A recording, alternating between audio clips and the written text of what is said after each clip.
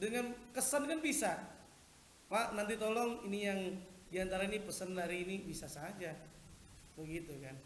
Ini model-model yang kita tadi secara sederhana. Oke, ini kembali ke fikih zakat ya. Kalau tadi pertanyaan tentang renungan, makanya saya bilang waktu 2 jam ya. Nah, ini memang tidak cukup membahas. Biar supaya kita tahu. Kalau saya bahas langsung fikih zakat adalah pusing duluan ya.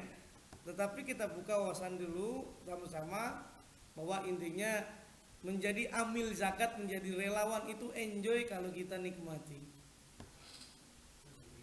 Ya ya.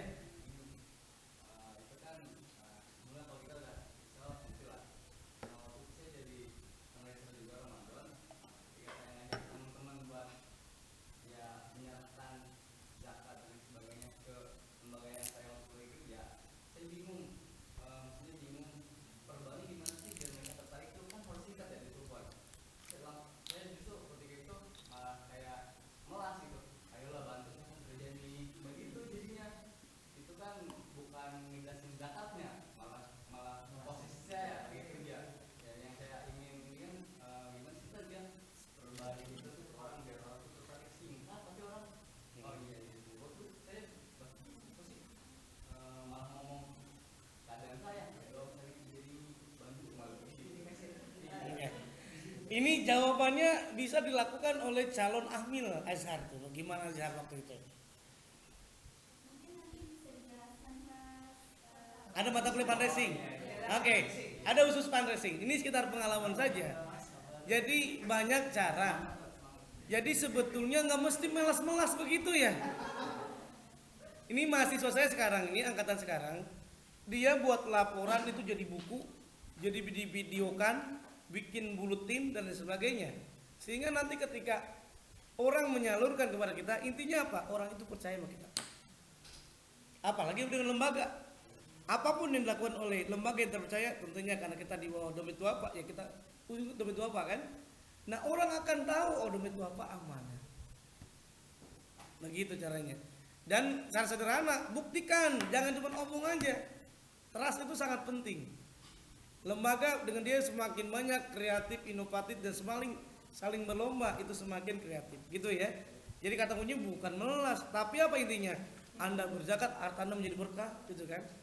Makanya banyak buletin testimoni kan, orang sukses dia naik pangkat atau apa gara-gara sedekah, dia terbebas dari digigit anjing gara-gara sedekah, dan seterusnya kan banyak gitu ya. Jadi manfaatnya apalagi yang saya sampaikan tadi, ilustrasi tadi, ternyata zakat bukan hanya buat kita, ya kan, tetapi buat mustahik, buat lembaga kita. Bahkan dalam hadis yang cukup lumayan panjang, kalau kita rajin berzakat, kita rajin bersedekah, infak dan sebagainya, itu banyak manfaatnya. As-sahiyu qaribun minallah. Orang yang bersedekah itu dekat dengan Allah. Dekat dengan Allah, dekat dengan surga, dekat dengan manusia, jauh dari api neraka. Itu manfaatnya kan? As-sahiyu qaribun minallah wa qaribun minal jannah wa qaribun minan nas wa ba'idun minan nar. Itu manfaat tadi kalau kita tadi bersedekah, manfaat itu bukan hanya orang lain tetapi kita sendiri dikenal dengan muhsinin, orang yang baik. Maka tadi kelanjutan dalam surah Al-Imran itu apa?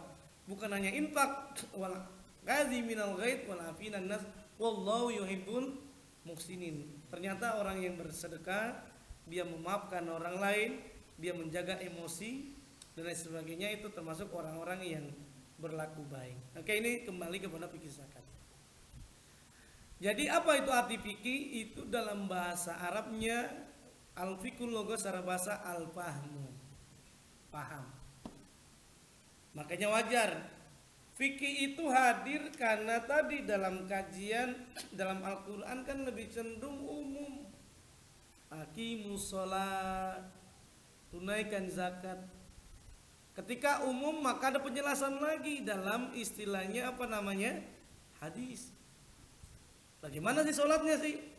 Makanya Rasul menyatakan shollu kama raaitumuni usolli. Oh, yang dicontohkan oleh Rasulullah. Tapi ada juga yang tidak dicontohkan oleh Rasulullah. Bagaimana cara teknisnya? Itulah yang dikategorikan dalam fikih, pemahaman. Makanya berbeda kajian fikih. Fikih di Indonesia dengan fikih di Arab Saudi itu beda, benar nggak? Pemahamannya. Fikih yang ditulis oleh Ibnu Rus dengan Abdul Wahab dan sebagainya itu berbeda. Atau dengan fikih-fikih yang lain yang biasa di Indonesia dipakai Fathul Wahab misalkan. Dan seterusnya itu berbeda. Fikih yang dipakai NU sama Muhammadiyah persis beda nggak? Nah itu dia yang dikategori fahimah. Pemahaman teks hadis kemudian yang dikategorikan dalam fikih. Nah ini yang secara sederhana apa yang dalam istilah al ilmu bil ahkam syar'iyyah al amaliyah al muktasab min adillati at tafsiliyah. Artinya apa? Secara sederhana tadi ini dia nih. Kalau kita bingung apa ini artinya gitu ya. Ini bisa kita lihat definisinya. Secara terminologi pengetahuan tentang hukum syarat yang berhubungan dengan amal perbuatan yang digali dari dalilnya secara terperinci Al-Quran dan As-Sunnah dan lain sebagainya. Sumbernya ya tadi pasti beraneka ragam berbeda. Ada yang cuma Al-Quran dan hadis. Kalau Al-Quran dan hadis kalau tidak ada bid'ah kan begitu ya. Jadi kita tidak bisa menyalahkan ya kan masing-masing ada dalilnya. Tapi ada juga nggak bisa kita pakai Al-Quran dan hadis, harus ada penjelasannya, ijma dan qiyas. Ini yang contoh yang bisa dilihat, termasuk dalam sholat tarawih, gitu kan? Kalau cuma Al-Quran dan hadis kita bingung juga, bagaimana modelnya, gitu ya? Oke, ini lagi-lagi tentang fahimah termasuk dalam fikih zakat. Lalu zakat berarti secara lugat adalah tumbuh, an-nama. Berkembang. Tumbuh itu nama subur dan bertambah. Atau dapat pula berarti membersihkan dan menyucikan. Tadi surah At-Taubah ini mohon maaf kurang 3 ini 103 ya. Ini kedelet nih.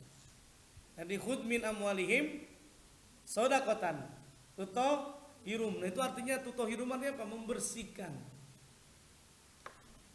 Wa tuzakihim. Nah ini ada beberapa pemahaman. Membersihkan apa? Membersihkan harta.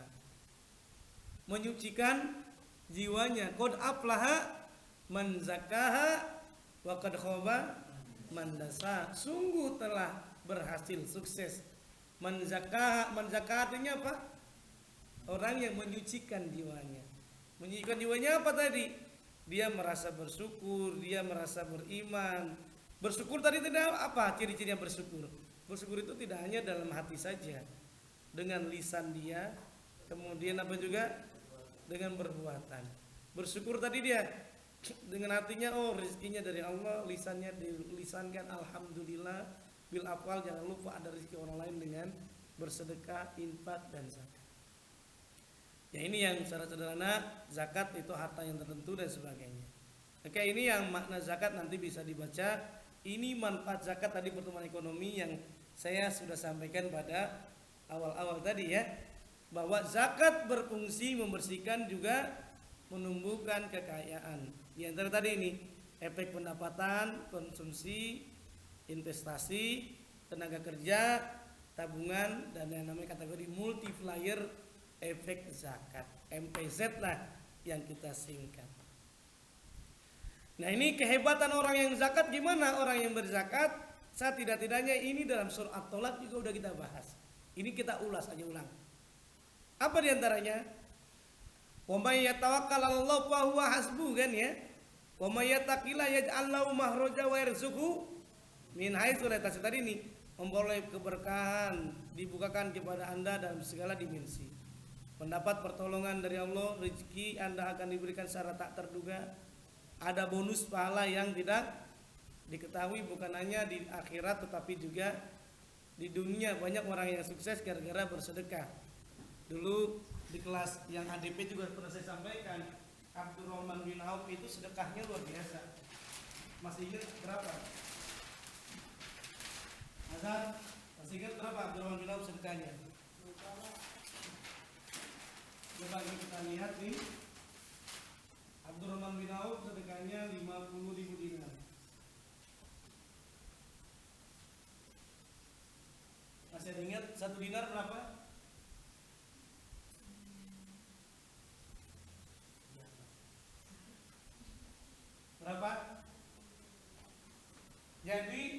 Abdurrahman bin Auf dalam riwayat nyatakan 30.000 dinar sampai 50.000 dinar itu buat sedekah. Coba kita cek ekuivalenkan dengan uang di Indonesia sekarang.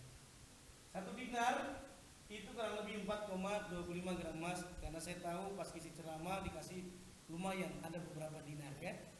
Nah, saya lihat berapa Pak dinar? 4,25 gram emas. Kalau pakai rupiah kan berapa Ibu? 500 kali 4,25 kurang lebih 2.125 gitu ya. Nah, itu kurang lebih seperti itu. Nah, berarti bisa kita hitung nih 4,25 dikali 50.000. Berapa nih hasilnya? Kurang lebih 200-an ya. 200.000 dinar ya. Berapa kira-kira nih? Coba mau dihitung. 212.500. Coba bayangkan. Sahabat Abdurrahman bin Auf itu bersedekah 212.500 gram emas. Sekarang dikali 5.000. Berapa kira-kira? Ini kalau udah dihitung kurang lebih, coba dihitung berapa? 106 miliar. Bener nggak? Iya. Iya Bu Intan. Bener nggak? 106 berapa Bu Intan?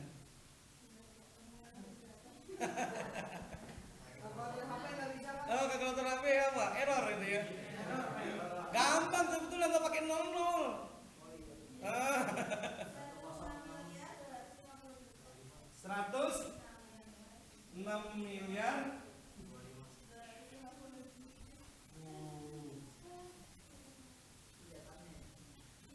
Sedekah. Sampai dalam riwayat sahabat Abdurrahman bin Auf 100% dari kekayaannya buat untuk sabilillah, untuk menegakkan Islam. Luar biasa kan. Awalnya kere ini. Dari hijrah dari Mekah nggak punya apa-apa, akhirnya dia punya kaya raya. Bahkan salah seorang sahabat jamin oleh bayang 106 miliar. Sedekah zaman itu. Ini kan kita lihat hitung berapa sih kalau setara dengan sekarang gitu ya. Nah, ini enggak sayang-sayang. Ini kehebatan sedekah, kehebatan zakat. Nah, ini urgensi dan hikmah jis. Jadi kawan-kawan semuanya, kenapa kita harus berzakat? Nah, kita harus berzakat tadi ini perwujudan keimanan kepada Allah. Kemudian syukur nikmat. Kan dijanjikan oleh Allah, kalau kita semakin bersyukur akan ditambahkan, lain syakartum lazidanakum wa lain kafartum inna adabi lasadid. Ini meminimalisir sifat kikir tadi tuh ya. Sifat kikir dari secara internal kita sebagai muzaki atau musaddiq, munfik atau wakif dan seterusnya. Nah, kemudian dari sisi pembangunan, ini dalil yang sering kita harus hafal ini sebagai calon amil nih. Apa ini? Kaila yakuna dulatan bainal agniya'i minkum. Agar tadi terjalin kesejahteraan umat. Coba Angga baca, kelihatan nggak?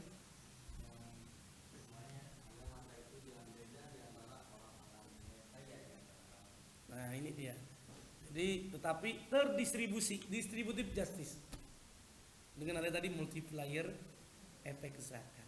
Nah, ini barulah boleh. Kalau udah kawan-kawan sebagai amil zakat bahas tentang fikih zakat, udah tahu tentang siro orang sukses karena zakat, infak, sedekah, bagaimana hitung-hitungannya zakat, boleh dah bahas dah, ancam-ancamin dah.